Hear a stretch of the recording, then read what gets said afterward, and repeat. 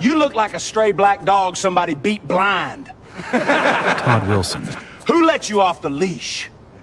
A parking lot full of people watching. He grabbed her cane and snapped it over his knee. Grace Underwood didn't flinch. Give me my cane back. Or what, you gonna feel your way to the police station? His boys howled. Todd kicked her legs out.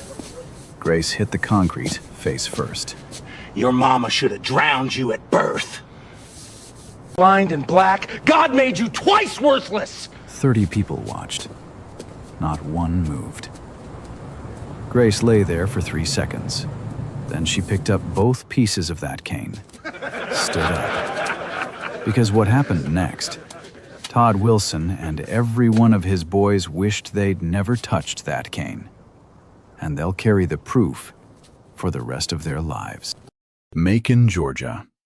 A small city where everybody knows everybody, and everybody knows to mind their own business. The kind of place where oak trees line the streets and church bells ring on Sundays. But behind closed doors, certain people run things. And if you're black, poor, or different, you learn real quick where you stand. Grace Underwood moved here 8 months ago. At least that's what the neighbors were told. To the people of Macon, Grace was simple to understand. 24 years old, black, blind. She worked the front desk at a small legal aid office on Whitman Avenue, answering phones, organizing files by touch, tapping her way through the front door every morning at 8:15 with a white cane and dark glasses. She was polite, quiet, kept to herself. The kind of person you'd feel sorry for and then forget about by lunch. That was the whole point. Grace Underwood was not blind. She had never been blind. Her vision was 20/20. She was Special Agent Grace Underwood, Federal Bureau of Investigation. Graduated top 12 in her class at Quantico. Black belt in Krav Maga. Advanced certification in Arnis, the Filipino stick fighting system that turns any rod, pipe, or cane into a weapon. The white cane she carried every day wasn't a mobility aid. It was rattan core, custom-weighted, built to the exact specifications of an Arnis fighting stick. Legal to carry anywhere, invisible in plain sight. Her mission was simple on paper, dangerous in practice. For the past 3 years, a woman named Carolyn Davis had been running a quiet empire in Macon. She owned Peachtree Holdings, a property management company that controlled over 40 rental units across 3 neighborhoods.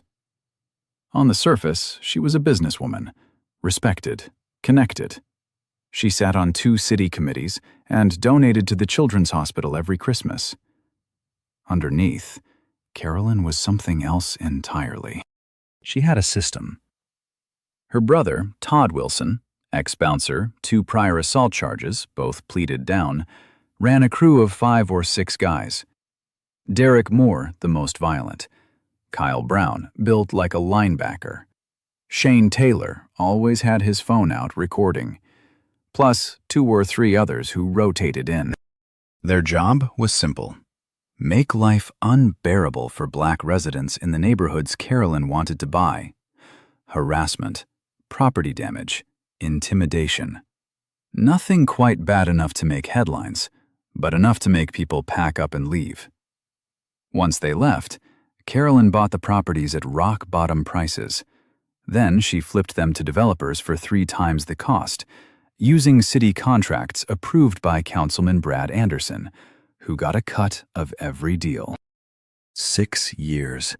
Dozens of families displaced, exposed. Nobody ever investigated because nobody with power ever cared. Until the FBI opened a case, and until Grace volunteered to go in. She spent 6 months training for the cover, learning to live without sight, walking with a cane, reading Braille, eating, cooking, crossing streets, all blind. Her handler, Senior Agent Raymond Brooks, communicated through a device disguised as a hearing aid tucked behind her left ear. Every day, Grace sat at that front desk and played helpless. Every night she went home, locked the door, took off the glasses, and spread case files across her kitchen table. Photos of Carolyn, financial records, property transfers, text messages between Todd and his crew. She was building the case piece by piece. But here's what the FBI didn't fully account for. To build the case, Grace had to let them hurt her. She had to stand there while Todd's crew shoved her, mocked her, stole her cane, and called her things that made her chest burn. She had to fall down and not fight back. She had to look weak, because the moment she looked strong, the cover was blown and 3 years of investigation would disappear. Her best friend in Macon was Denise Holloway, a coworker at the legal aid office who loved filming everything on her phone. Denise didn't know about the FBI. She just thought Grace was the bravest blind woman she'd ever met. She had no idea how right she was, and no idea how wrong. Carolyn had just filed a petition to remove the legal aid office from Whitman Avenue. Grace knew this was the final piece, the last connection between Carolyn, Anderson, and the money trail. But the clock was ticking. Raymond gave her a deadline, 2 more weeks. After that, the Bureau would pull her out, with or without the evidence. 2 weeks. And Todd's crew was getting worse every day. Tuesday morning, 8:05. Grace was 10 minutes from the office, walking the same route she walked every day. Left on Pine, right on Whitman. 42 steps to the front door. She heard them before she saw them. 3 voices. Todd, Derek, Shane. They stepped out from behind a parked truck and blocked the sidewalk. Grace kept walking until Todd's hand slammed flat against her chest and stopped her cold. "Where you going, blind girl?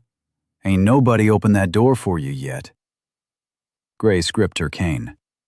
"Let me through, Todd." "Todd, you know my name now?" He looked at Derek. "She learnin'. Maybe she ain't that stupid after all." Derek grabbed the cane from behind. One hard yank. Grace's fingers burned as it ripped free. Shane already had his phone up, recording. "Say please," Derek said. He held the cane behind his back. "Please give me my cane." Louder. "Please." Todd leaned in close. His breath smelled like cigarettes and energy drinks. "See, that wasn't hard. But I changed my mind." He took the cane from Derek, walked to the storm drain at the curb, and dropped it through the grate. It clattered 3 feet below the street. "Fetch." Shane zoomed in on Grace, kneeling at the grate. Derek kicked dirty puddle water at her face. It hit her glasses, ran down her chin. Todd laughed so hard he bent over. Grace reached through the iron bars. Her knuckles scraped. Her fingers bled. She pulled the cane out 1 inch at a time. Inside her head, a different Grace was running calculations. Derek is left-handed. Shane always stands furthest back.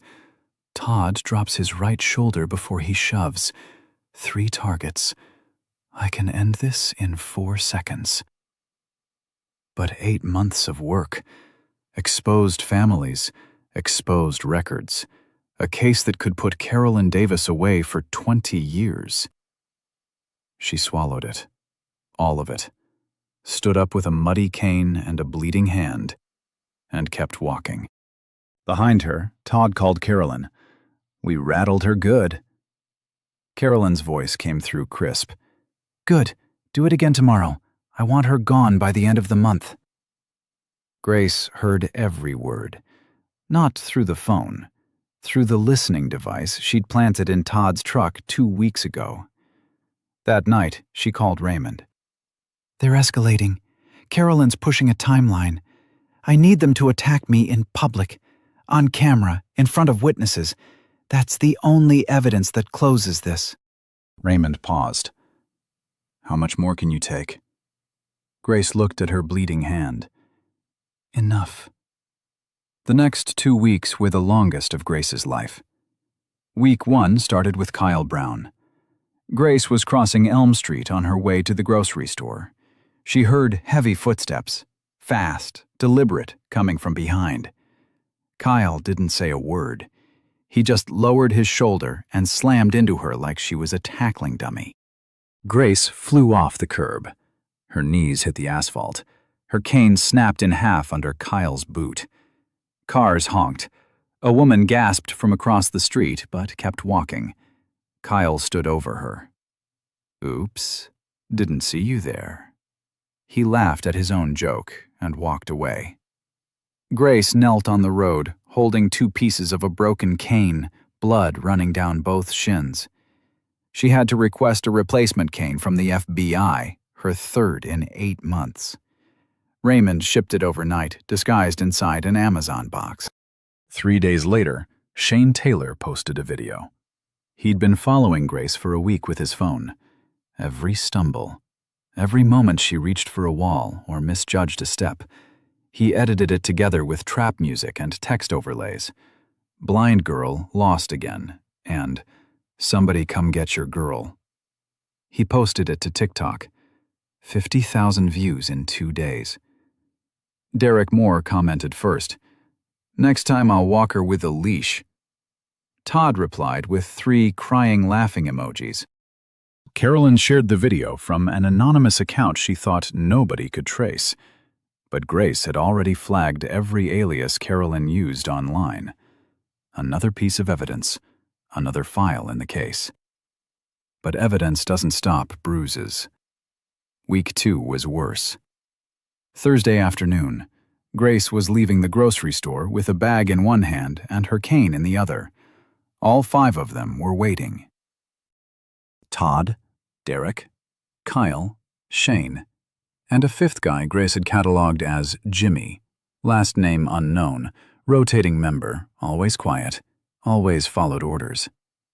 They surrounded her in the parking lot. Todd grabbed the grocery bag and dumped it on the ground. Eggs cracked. Milk splashed across the pavement. Kyle pinned both of Grace's arms behind her back. Derek stepped forward. He flicked her forehead with his index finger. Hard. "Can you see me now?" Flick. "How about now?" Flick. "Nah, you can't see nothing. You can't do nothing." Shane recorded the whole thing. Todd stood back, arms crossed, supervising like a foreman watching his crew. Grace said nothing. Her arms were locked, her head jerked with each flick. Inside her chest, something was burning. Not fear. Rage. The kind that starts in your stomach and crawls up your spine. She could break Kyle's grip in 1 second. Elbow to the solar plexus. She could take Derek's legs out before he blinked. She could have all 5 of them on the ground, gasping in under 15 seconds. But she didn't. Because behind these 5 idiots stood Carolyn Davis. And behind Carolyn stood 6 years of fraud, dozens of displaced families, and a corrupt councilman who signed every dirty contract. If Grace broke cover now, all of it vanished. Carolyn would walk. The families would never get justice.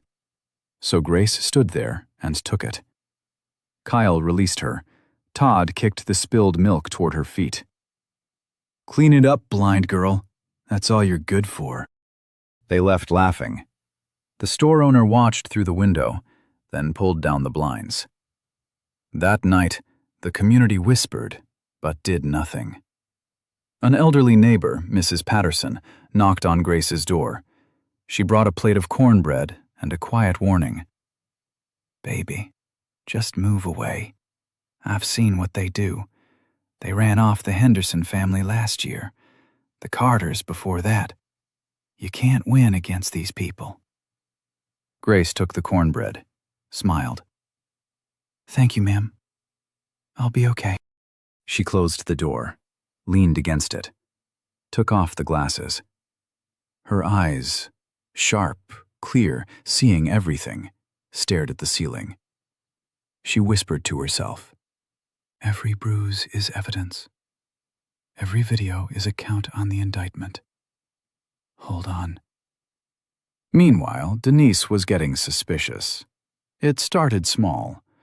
One afternoon at the office, a stapler rolled off the desk, and Grace caught it mid-air, fast, precise, without hesitation. Denise froze. "Girl, how did you do that?" Grace recovered quick.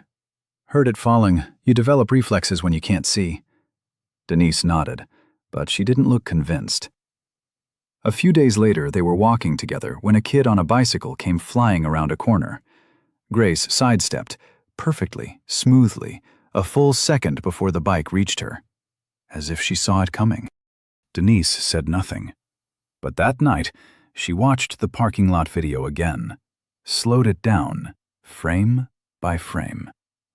And in one frame, just one, Grace's eyes behind the glasses seemed to track Todd's hand before it moved. Denise saved the screenshot. She didn't know what it meant yet, but she knew something didn't add up. On the other side of town, Carolyn Davis was having dinner with Councilman Brad Anderson at a private restaurant. Anderson was nervous, sweating into his steak. "This is getting attention, Carolyn. That video Shane posted. People are asking questions." Carolyn cut her meat without looking up. "People always ask questions.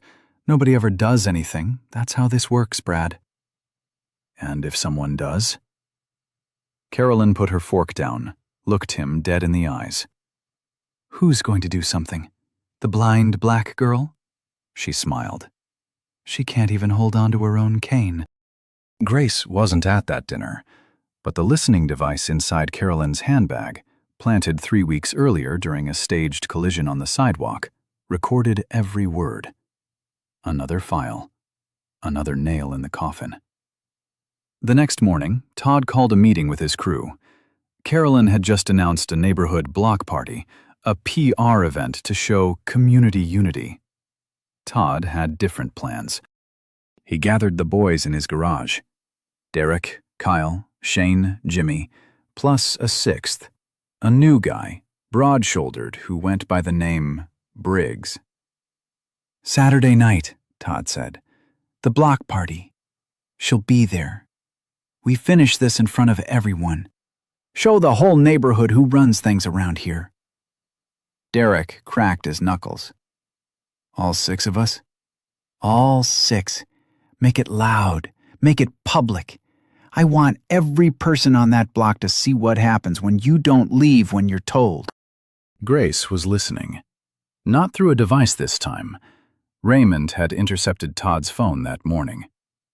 She sat in her dark apartment, glasses off, eyes open, and for the first time in 8 months, she smiled. They were walking straight into her trap. Grace called Raymond that night. No small talk, straight to it. "Saturday, the block party. Todd's bringing all 6. They're going to jump me in front of the whole neighborhood." Raymond went quiet for a moment. "You're telling me you want to let them?" "I'm telling you this is the play. 6 men attacking a blind woman in public, dozens of witnesses. Denise will be recording. Your team grabs Carolyn's phone, Todd's phone, and Anderson's office the same night while every eye in Macon is on that parking lot. And if they hurt you before, they won't." "Grace, I need a tactical team within 3 minutes. Plain clothes. Parked on Whitman and 5th. They move on my signal, not before." Raymond exhaled. "If you blow your cover..." "I won't blow my cover. I'm just a blind girl who fought back. Since when is that suspicious?" She hung up. The next call was to Denise. Casual, easy. "You coming to the block party Saturday? Bring your camera. I want memories." Denise laughed. "Girl, I always bring my camera." Friday night. Grace locked every door, drew every curtain. Then she did something she hadn't done in 8 months. She turned the lights on. She picked up her cane, rattan core, custom-weighted, and trained with her eyes wide open. Full speed, full vision. 6 targets, 40 seconds. every strike mapped to a name: Todd, Derek, Kyle, Shane, Jimmy, Briggs. Saturday was coming, and Grace was ready. Saturday evening, the Macon Community Center block party. Folding tables lined the sidewalk. Paper plates, plastic cups, barbecue smoke rising into the Georgia sky. Kids ran between legs. Old men argued about football. Gospel music played from a speaker someone had duct-taped to a fence post. Grace arrived at 6:30. White cane, dark glasses, a yellow sundress Denise had helped her pick out that morning. She walked slow, tapped the ground, played the part she'd played for 8 months. Denise was already there, phone in hand, filming the decorations, the food, the kids.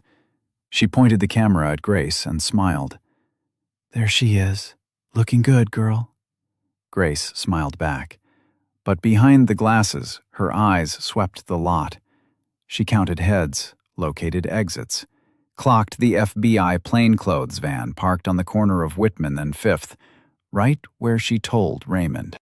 Carolyn Davis stood on a makeshift stage near the entrance, microphone in hand, giving a speech about neighborhood pride and community values. Her voice was warm. Her smile was wide. The crowd clapped politely. Todd Wilson leaned against a truck 30 feet away, beer in hand, watching Grace. Derek stood next to him, Kyle near the dumpsters.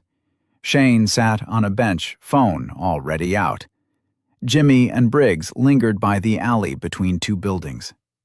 6, all accounted for. The sun dropped below the roofline. Shadows stretched across the parking lot. The music got louder. The crowd got thicker. At 7:15, Grace excused herself from Denise and walked toward the restrooms near the back of the building. It was quieter there, darker. A narrow passage between 2 brick walls lit by a single bulb above a metal door. She didn't need the restroom. She needed the alley. Todd took the bait in under 2 minutes. Grace heard them before they surrounded her. 6 sets of footsteps, boots on gravel, the clink of a belt buckle, someone cracking their neck. Todd stepped in front of her. Derek and Kyle flanked left and right. Shane, Jimmy, and Briggs sealed the alley behind her. No way out. At least, that's what they thought. "Well, well," Todd said. "Look who wandered off alone." Grace stopped, gripped her cane with both hands. "I don't want trouble, Todd." "You don't want trouble?" He looked at his crew. "Hear that, boys? She don't want trouble." They laughed. Todd grabbed the cane, yanked hard. Grace held on. He yanked again, harder, and ripped it from her hands. He tossed it to Derek. "We told you to leave," Todd said. "You didn't listen. So now we're going to teach you one last lesson." Kyle shoved her from behind. Grace stumbled forward into Todd's chest. He pushed her back. She hit the brick wall. Her glasses cracked, but stayed on. "Hit her," Carolyn's text had said. "Make it public. Make it loud." Todd wound up, open palm, aimed at her face. This is the moment. Grace caught his wrist mid-swing. Not fumbled, not guessed. Caught it. Clean, fast, like she'd been watching it the whole time. Todd froze. His eyes went wide. "What the?" Grace didn't let him finish. Rewatch moment number 1. The fight. She twisted Todd's wrist inward, hard. He yelped and dropped to one knee. In the same motion, Grace ripped the cane from Derek's hand. He was so shocked he didn't even resist. Cane back. Game on. Derek lunged. Grace sidestepped and drove the cane into his ribs, a short, sharp arnis strike called a whittique. Derek doubled over, gasping. She swept his ankle with the cane tip. He went down face first into the gravel. 2 seconds. 2 down. Kyle charged from the right, all 240 pounds of him. Grace didn't try to match his strength. She stepped off the line, hooked the cane behind his front knee, and pulled. Physics did the rest. Kyle's momentum carried him forward and down. He crashed into the dumpster with a sound like a car wreck. 4 seconds. 3 down. Jimmy came next. He swung wild, a haymaker aimed at her head. Grace ducked under it, jabbed the cane tip into his stomach, and when he folded, she cracked it across the back of his calf. He crumpled like wet paper. 6 seconds. 4 down. Briggs hesitated. He'd seen enough. But pride pushed him forward. He grabbed Grace's shoulder from behind. Bad move. She drove her elbow into his solar plexus, spun, and whipped the cane across his thigh. The femoral nerve. Briggs screamed and dropped, clutching his leg. 8 seconds. 5 down. Todd was back on his feet, bleeding from the mouth where he'd bitten his lip going down. He reached into his back pocket and pulled out a knife. A folding blade. 4 inches. The alley went quiet. Shane had stopped recording, then started again, hands shaking, phone trembling. Todd pointed the knife at Grace. "You're dead, blind girl." Grace stood still, cane in her right hand, left hand open at her side.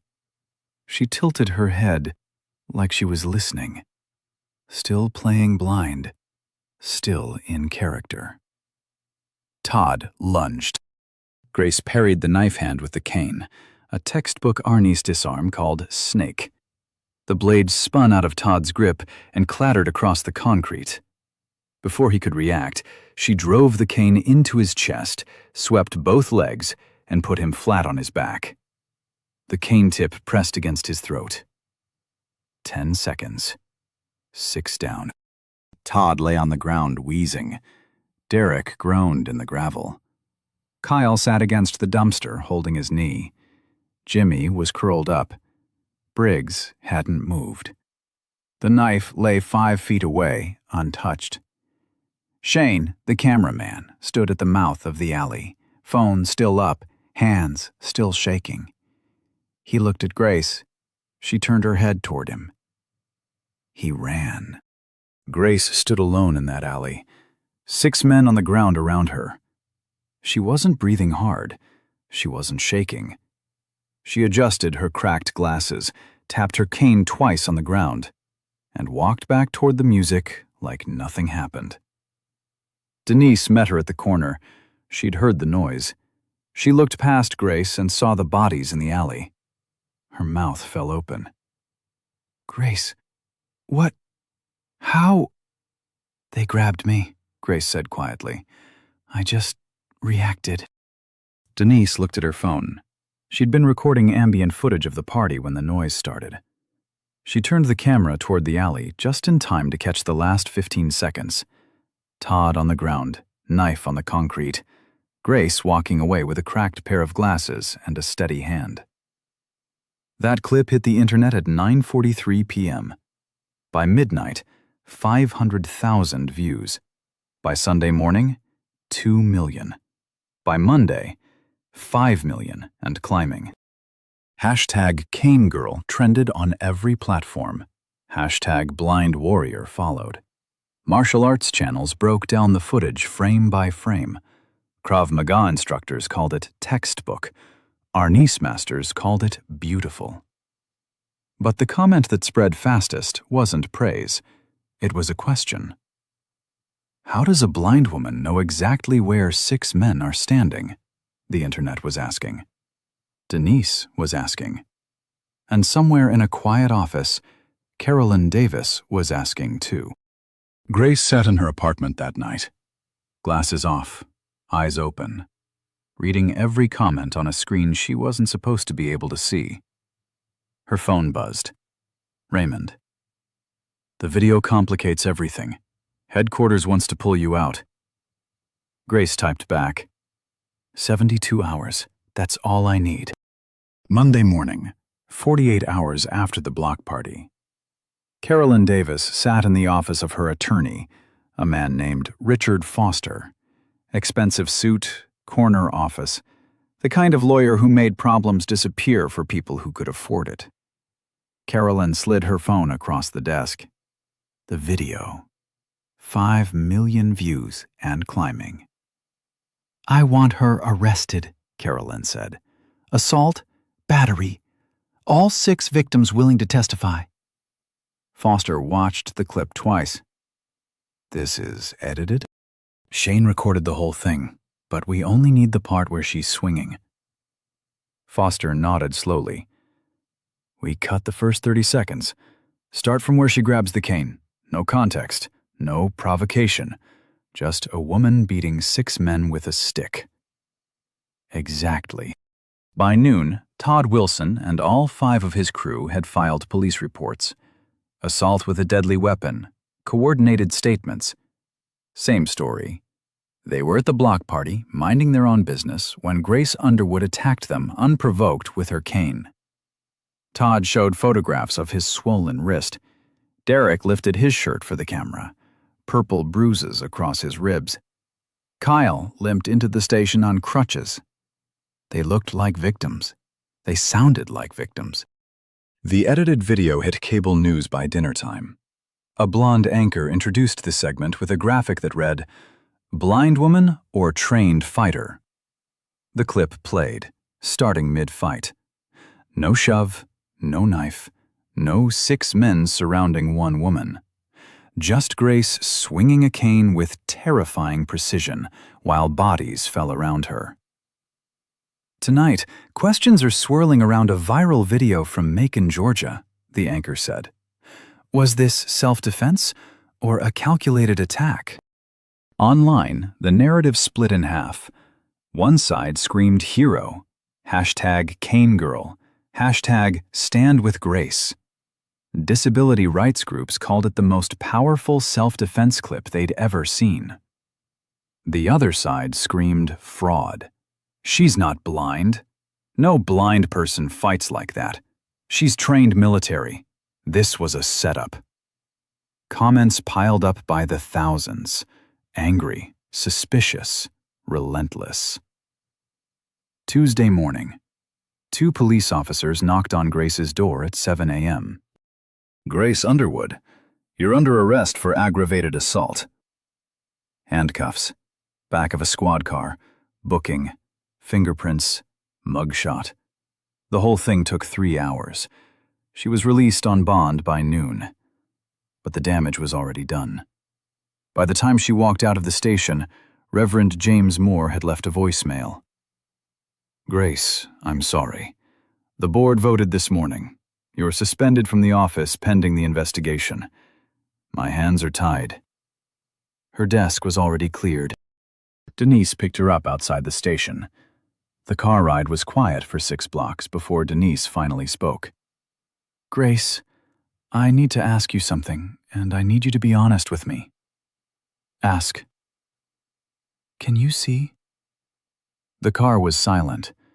Grace stared straight ahead, glasses on, hands folded, face unreadable. "Denise, I'm blind." "Then how did you do what you did in that alley?" "Instinct, training. My grandfather taught me to fight by sound." Denise gripped the steering wheel. "I watched that video 100 times, frame by frame. There's a moment, right before Todd swings, where your eyes move, behind the glasses. You tracked his hand before it came." Grace said nothing. Denise shook her head. "I'm not going to push, but something doesn't add up, and I think you know that." She dropped Grace off at her apartment, didn't come inside, didn't say goodbye. Grace closed the door, leaned against it, pressed both palms against her eyes. The one person in Macon she actually cared about, and the lie was eating through the wall between them. Her phone buzzed. Raymond. "Headquarters is furious. The arrest is on every channel. They want extraction tonight." Grace typed back. "Not yet." This isn't the request, Grace. Carolyn called Anderson 30 minutes ago. I have the recording. She told him to fast-track the Southside land deal while everyone's distracted by my arrest. That's the final transaction, the one that ties everything together. If I leave now, she closes that deal and we lose the case. Raymond didn't respond for 4 minutes. Then, 48 hours. Final. Meanwhile, Carolyn was performing. Rewatch moment number 2, the media trap. She stood on the steps of the Macon courthouse in a black dress, dabbing her eyes with a tissue, cameras everywhere, microphones in her face. "My brother could have been killed," she said, voice cracking. 6 men, unarmed, attacked by a woman who clearly has extensive combat training. This wasn't self-defense. This was violence. And the fact that she pretended to be blind to get sympathy makes it even worse. She paused, let the tears come, then looked directly into the lens. I'm asking the people of Macon, and the people watching across this country, to demand justice. My family deserves it. This community deserves it. The performance was flawless. Carolyn Davis hadn't built an empire by being stupid. She knew exactly how to play the camera, exactly how to flip a narrative. And it worked. By Wednesday, public sympathy had shifted. The hashtag Justice for Todd started trending. Opinion pieces appeared. The danger of viral vigilante videos. A cable news panel debated whether Grace should face federal charges. Grace watched it all from her apartment, alone, suspended, her face on every screen. Half the country calling her a hero, the other half calling her a monster. But she wasn't watching the news for public opinion. She was watching Carolyn. Because behind the tears and the press conferences, Carolyn was making moves. The Southside land deal, 3 properties, 2 signatures away from closing. Anderson was dragging his feet, nervous since the video, but Carolyn was pushing hard. Grace had the recordings, every call, every text, every transaction. 8 months of evidence, enough to bring down Carolyn, Anderson, Todd, and every member of the crew. She needed one more thing, the final signed contract. The one that would prove Anderson took money from Peachtree Holdings in exchange for city approvals, and she knew exactly when he'd sign it. Thursday morning, Anderson's office, 9 a.m. Grace called Patricia Taylor, the civil rights attorney who'd agreed to represent her publicly. Patricia didn't know about the FBI. She thought she was defending an innocent blind woman. Patricia, I need you to file a motion to subpoena Carolyn's financial records from Peachtree Holdings, and Todd's phone, and the full security footage from the community center. I was already planning to. But Grace, are you okay? The news is brutal right now. I'm fine. You don't sound fine. I sound like someone with 48 hours to prove she's innocent. Patricia paused. Then let's not waste a second. I'll file tomorrow morning. Grace hung up, sat in the dark. The apartment was quiet. The noise outside, the news trucks, the hashtags, the angry strangers with opinions, felt like it belonged to a different world. She picked up her cane, held it across her lap, ran her thumb along the rattan grain. One more day. One more performance. Then the glasses come off. For good. Thursday morning, 9 a.m. Macon County Courthouse, room 204. The hallway smelled like floor polish and old paper. Every seat in the gallery was taken. Local reporters filled the first 2 rows. 3 cable news cameras lined the back wall. Denise sat in the 4th row, phone in her lap. Not recording, just watching. Grace walked in last. White cane, dark glasses, a plain gray blazer over a white blouse. Patricia Taylor guided her elbow to the defense table. Grace sat down, folded her hands, and waited. Todd Wilson sat across the aisle with a wrist brace and a neck collar that looked brand new. Derek had his arm in a sling. Kyle was on crutches. They looked like survivors of a car accident, not 6 men who had cornered a woman in an alley. Carolyn sat behind them, black dress, tissue in hand, eyes already glistening. The prosecution went first. Assistant District Attorney Lawrence Coleman stood, buttoned his jacket, and played the edited video on a 60-inch screen.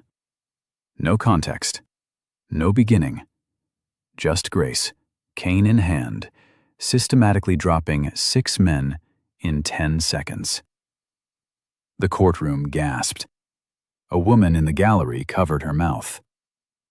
"Your Honor," Coleman said, "this is not self-defense.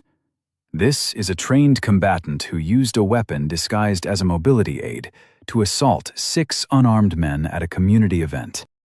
He gestured toward Todd and his crew. "These men suffered broken bones, torn ligaments, and lasting nerve damage. One of them, Todd Wilson, was disarmed of a pocket tool that the defendant now claims was a deadly weapon." A pocket tool. That's what they were calling the knife. Coleman sat down. The gallery murmured. It didn't look good. Patricia stood up, calm, measured. She didn't raise her voice. She didn't need to. "Your Honor, the prosecution just showed you a movie. I'm going to show you the truth."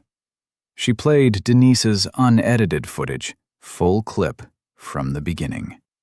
The courtroom watched Todd grab Grace's cane, Kyle shove her into the wall, Derek block the exit. 6 men, each of them bigger, stronger, able-bodied, surrounding a woman they believed was blind. Then the knife, Todd pulling it from his pocket, 4 inches of steel reflecting the alley light. Patricia froze the frame. "That is not a pocket tool, Your Honor. That is a folding knife with a 4-inch blade, drawn on an unarmed blind woman by a man with 2 prior assault convictions." She let the silence sit for 3 seconds, then continued. "I also have security footage from the community center, a second angle that confirms the defendant was cornered, outnumbered, and physically struck before she ever raised her cane." The footage played. Wider angle, clearer. Every shove, every laugh, every moment of the setup that the prosecution's edit had sliced away. The gallery shifted. The murmurs changed tone. But Patricia wasn't done. "I'd like to call Shane Taylor to the stand." The courtroom stirred. Todd's head snapped toward Shane's seat. It was empty. Then the side door opened, and Shane walked in. No swagger, no phone, just a 23-year-old kid who looked like he hadn't slept in a week. Shane sat down, swore the oath, and broke open everything. "Carolyn paid us," he said. His voice cracked on the first word. "Every time we ran somebody off the block, she sent money through Todd. Cash app. Sometimes cash in envelopes. She told Todd who to target, when, how far to go." Patricia handed him printed screenshots. "Can you identify these messages?" Shane scrolled through them. "That's our group chat. Todd, me, Derek, Kyle, Jimmy, Briggs. Carolyn's number is the one at the top. She sent the orders. We followed them." "And the night of the block party?" Shane swallowed. "Carolyn texted Todd at 4 p.m. that day. Said, her exact words, 'Tonight, finish the blind girl. Make it loud. I want the whole block to see.'" The gallery erupted. The judge banged his gavel twice. Carolyn's tissue fell to the floor. Her attorney leaned in and whispered something urgent in her ear. She shook her head. Patricia turned to the bench. "Your Honor, I submit these messages, payment records, and Mr. Taylor's testimony as evidence that the attack on Grace Underwood was premeditated, coordinated, and financially motivated." The judge studied the documents. The room held its breath. Then Patricia said, "I'd like to call Grace Underwood to the stand."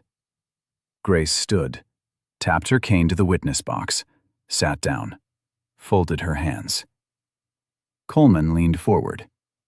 "Ms. Underwood, if you're truly blind, how did you fight off 6 men with that level of precision?" Grace tilted her head, paused. "My grandfather was a Marine. He taught me stick fighting when I was 12. He adapted it for me, by sound, by vibration, by spatial memory. I've trained every day for 12 years. "By sound?" "Yes. You expect this court to believe you defeated 6 attackers, including a man with a knife, using sound alone?" Rewatch moment number 3. The testimony. Grace was quiet for a moment. The whole courtroom leaned in. "Sir, let me ask you something. When those 6 men surrounded me in that alley, when they took my cane, shoved me into a wall, and pulled a knife, what was I supposed to do? Run?" She paused, let the word hang. "Run where? I can't see where away is. I can't see the exit. I can't see the blade. All I can do is stand where I am and fight with what I have."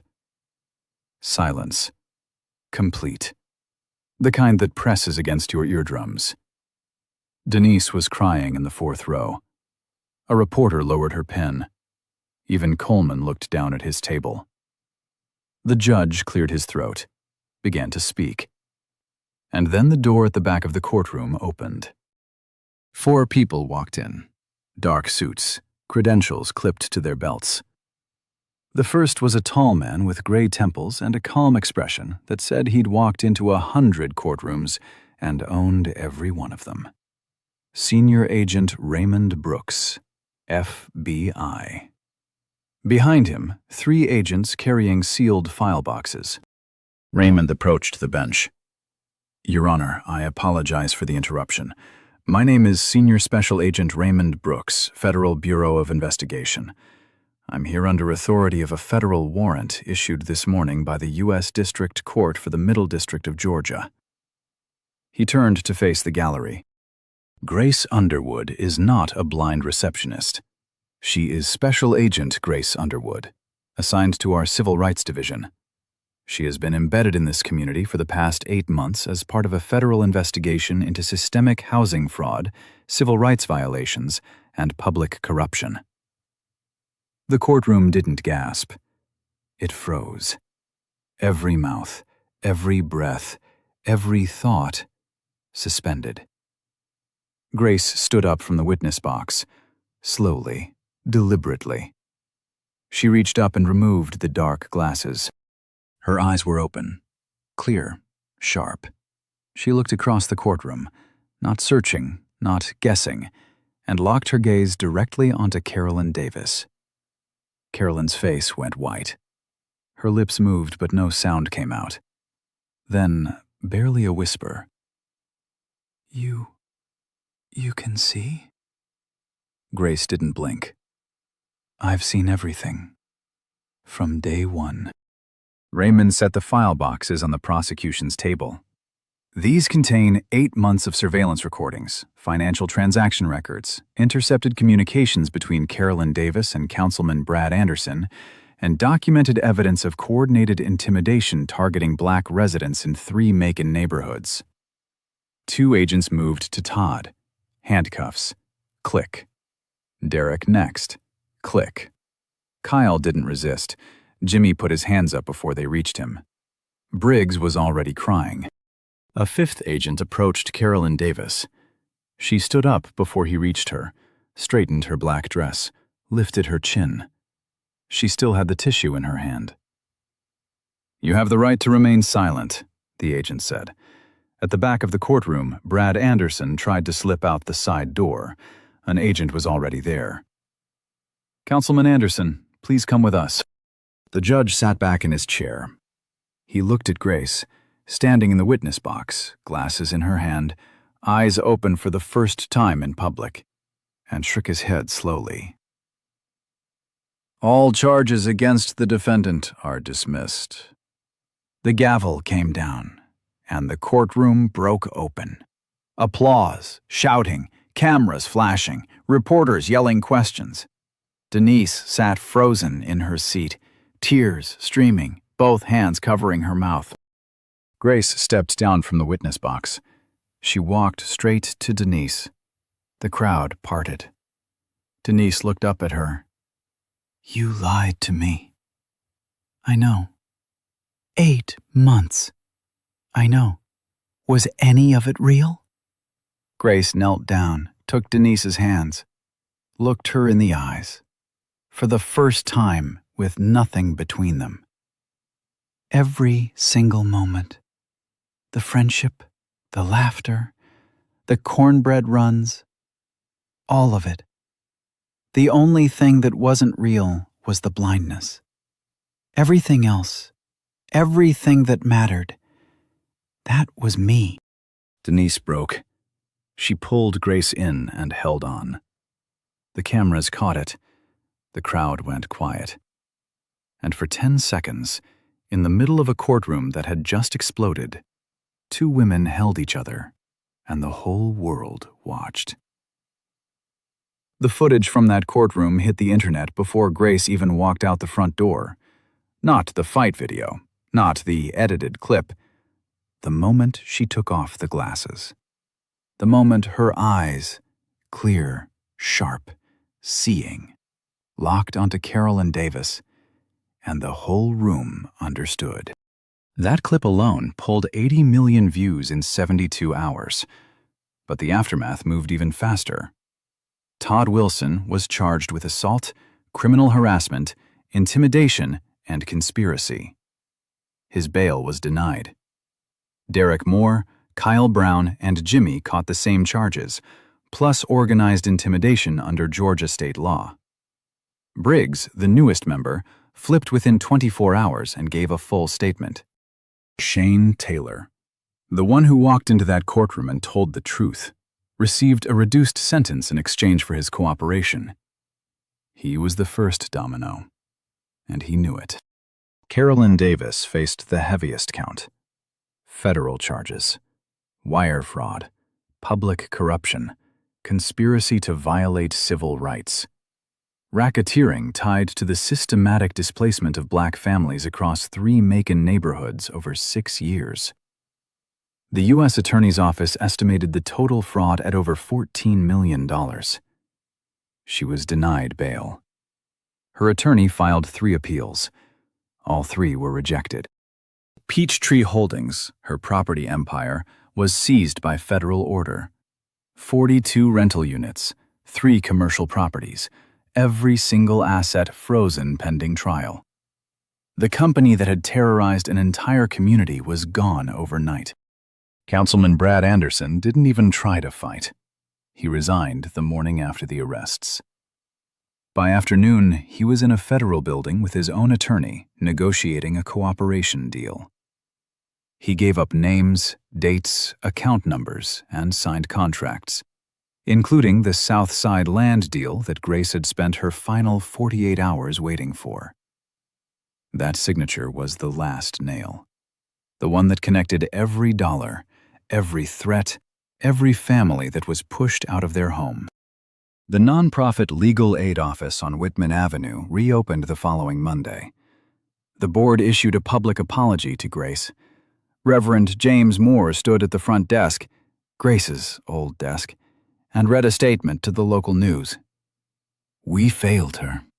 This office is supposed to protect people. Instead, we let fear protect us. That changes today. The office received a federal grant within 6 weeks. Triple the original budget, 2 new attorneys, a full-time community outreach coordinator. The waiting list for legal aid dropped from 9 months to 9 days. 3 other communities in Georgia opened investigations into similar housing fraud schemes within a month of the Macon verdict. Families who had been displaced, some as far back as 4 years, began filing claims to recover their homes. Grace Underwood became the face of something bigger than a courtroom. She appeared on national television 2 weeks after the trial, a daytime talk show, millions watching. She sat in a cream-colored chair, no glasses, no cane, wearing a navy blazer and a calm expression. The host leaned forward. "Special Agent Underwood, what was the hardest part?" Grace didn't hesitate. "It wasn't pretending to be blind. I trained for that. I was ready for that." She paused, looked down at her hands. "The hardest part was seeing everything they did. To me, to the neighbors, to the families who packed up and left in the middle of the night, and pretending I couldn't see any of it. Standing there with my eyes open behind those glasses while someone kicked me down and choosing not to fight back. Not because I couldn't, because if I fought too soon, Carolyn would walk free and do it again somewhere else." The studio was silent. I had to let them hurt me so the evidence could protect everyone else. That was the job, and I'd do it again. Hashtag Justice for Grace trended for 9 consecutive days. Hashtag Stand Up With Your Cane became a rallying cry for disability rights groups across the country. Hashtag Cane Girl, the original hashtag, was printed on t-shirts, murals, and protest signs from Atlanta to Chicago. 2 state legislatures introduced what the media called Underwood Amendments, bills expanding legal protections for self-defense by disabled individuals. Both passed within the year. The FBI used the Macon case as a training model at Quantico. New recruits studied it, not just the undercover technique, but the restraint, the discipline of standing still when every instinct screams to fight. Grace's cane, the rattan core, custom-weighted stick she'd carried for 8 months, was placed in a glass display case at FBI headquarters. A small brass plaque underneath read, "Carried by Special Agent Grace Underwood, Macon, Georgia. Disguised as weakness, used as strength." But Grace didn't stop carrying a cane. She kept one in the trunk of her car, just in case. "You never know," she said in her last interview, smiling for the first time on camera. "Old habits." 6 months later, Macon looked different. Not the buildings, not the streets. What changed was the silence. The kind that used to mean fear. Now it was gone. The federal court ordered restitution for every family Carolyn Davis had displaced. 26 families across 3 neighborhoods. Some had moved to Atlanta, some to Savannah, some had left Georgia entirely. One by one, they started coming home. Mrs. Patterson was first, the elderly neighbor who'd brought Grace cornbread and told her to run. She'd sold her house on Birch Street to Peachtree Holdings for 1/3 of its value after Todd's crew slashed her tires 3 nights straight. After the trial, she got it back. The Hendersons returned in March, the Carters in April. By summer, Birch Street had block parties again. Real ones. Just music and smoke and kids running through sprinklers. Grace was at one of those parties. Not undercover, not playing a role.